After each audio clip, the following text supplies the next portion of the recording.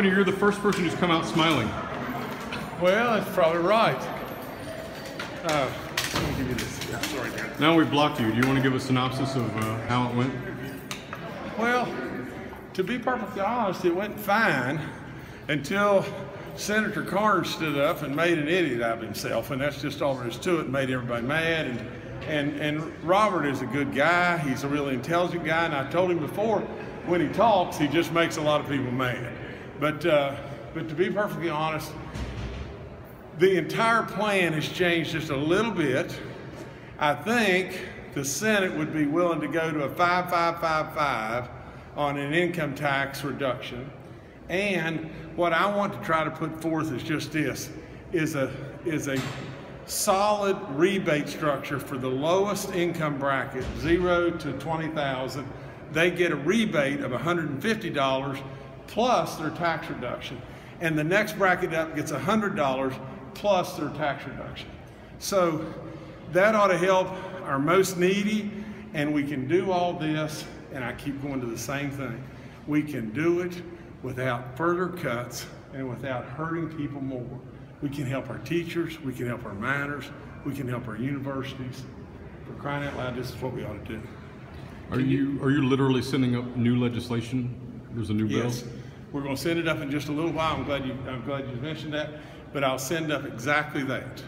I'll send up lowering, that's one other thing, lowering of the upper bracket, you know, from no benefit all the way down to 150,000. So above 150,000, you get no benefit, okay?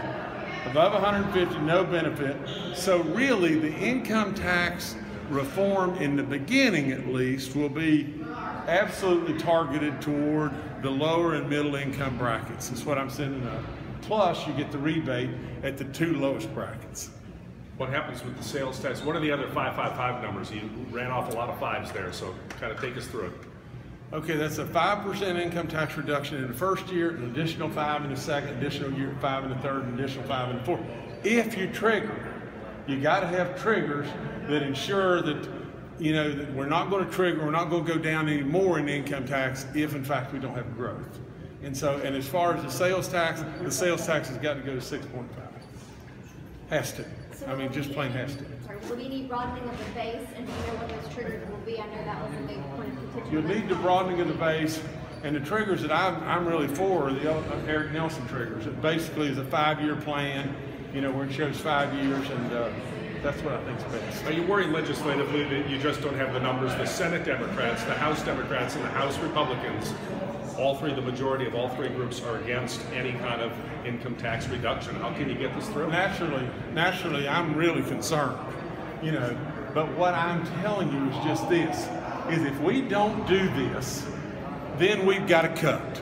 There's no way around it. We've got to cut. We got to cut DHHR, we got to cut K-12, lose our teachers' pay raise, hurt our miners, hurt our universities.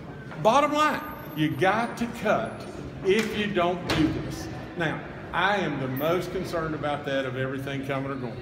That's what I don't want to have happen. We have good people that are out there that are going to get thrown in the ditch, and it's not right. It's just plain not right. And if we can avoid that, we ought to do that.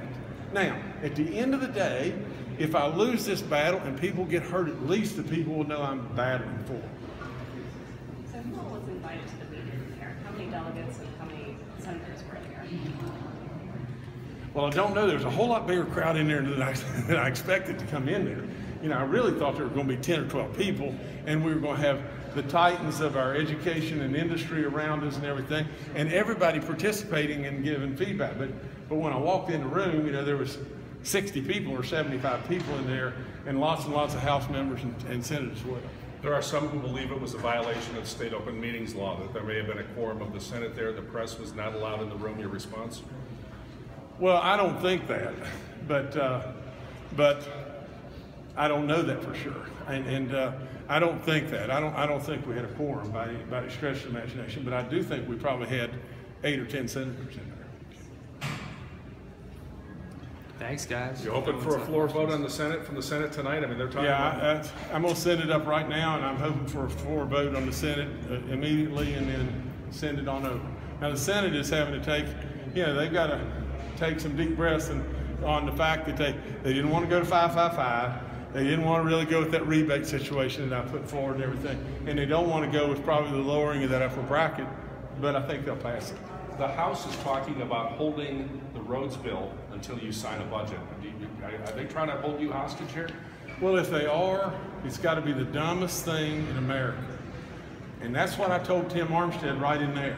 I said, if what you're doing is basically saying that you're going to hold the people's roads bill in order for you to get something, then own it.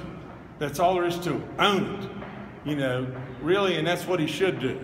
If he is really trying to hold up the very, very best thing that could ever happen to this state as far as job opportunity, as far as the drug situation, as far as the apprenticeship program in the road situation, and as far as the money that will generate for our state and good roads, and he's trying to hold that up, playing politics against something else, then own it. Thank y'all. Thank you, Governor. Y'all be Thanks, good. Governor.